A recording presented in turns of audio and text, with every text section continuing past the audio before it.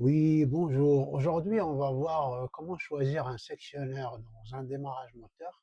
Donc, le choix du sectionneur est très important. Donc, premièrement, le choix du sectionneur va concerner le nombre de pôles, si c'est triphasé ou monophasé, les calibres par rapport à l'ampérage, la nature des cartouches fusibles, le nombre de contacts de précopiure, c'est-à-dire les contacts auxiliaires, et la référence du sectionneur. Donc, on va faire une mise en situation. L'équipe de maintenance du service technique vient de changer le moteur de la perceuse de l'atelier 206-208. Le moteur d'origine a une puissance de 2,2 kW. Il est remplacé par un moteur de la même série délivrant une puissance de 3 kW. En fait, là, ce qu'il faut retenir, c'est qu'on passe de 2,2 kW à 3 kW. Pour protéger la ligne alimentant le système, il faut des fusibles type AM, accompagnement moteur. Ce type A, c'est parce que c'est des fusibles qui résistent à la pointe d'intensité au démarrage. 20 ampères, la dimension 10-38. On vous demande à partir de l'annexe 4 de donner de la documentation technique, hein, de donner la référence des sectionneurs à utiliser. Il devra être équipé de 2 contacts de précopiure. Donc il faut bien retenir ça, 2 contacts de précopiure. Donc on va voir comment on va choisir sur la documentation technique.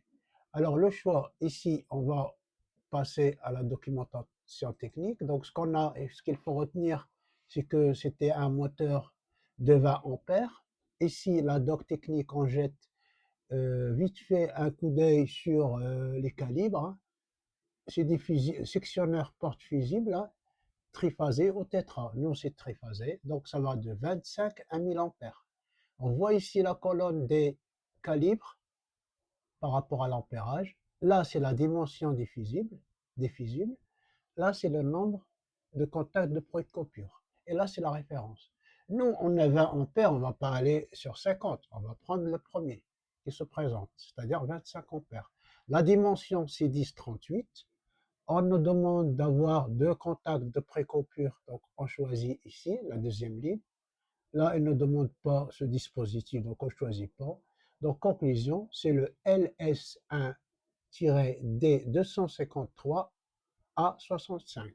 C'est ce sectionneur-là dans la référence qui correspond au nouveau moteur. Voilà, donc, et la réponse, c'est ça. LS1D253A65, calibre 25.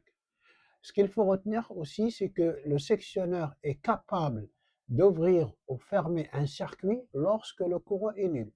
Donc on ne peut pas ouvrir un sectionneur si le moteur en marche, car on risque d'avoir un arc électrique.